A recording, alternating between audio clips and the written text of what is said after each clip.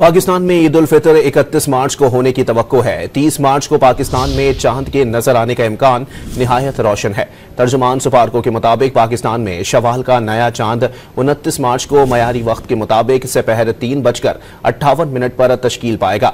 रमजान के 29 रोजे होने की तवक्को है। सऊदी अरब और मशरिक वस्ता में भी शवाल का चांद 30 मार्च को नजर आएगा। सऊदिया में ईद उल फितर 31 मार्च को होगी। पाकिस्तान में ईद उल फितर 31 मार्च को होने की तवक्को है। 30 मार्च को पाकिस्तान में चांद के नजर आने का इम्कान निहायत रोशन है।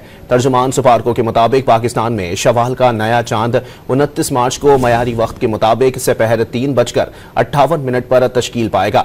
रमजान के 29 रोजे होने की तवक्को है। सऊदी अरब और मशरिक वस्ता में भी शवाल का चांद 30 मार्च को नजर आएगा। सऊदिया में ईद उल फितर 31 मार्च को होगी।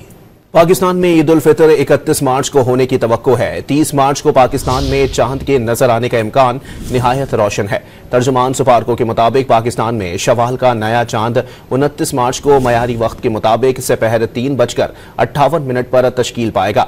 रमजान के 29 रोजे होने की तवक्को है। सऊदी अरब और मशरिक वस्ता में भी शवाल का चांद 30 मार्च को नजर आएगा। सऊदिया में ईद उल फितर 31 मार्च को होगी।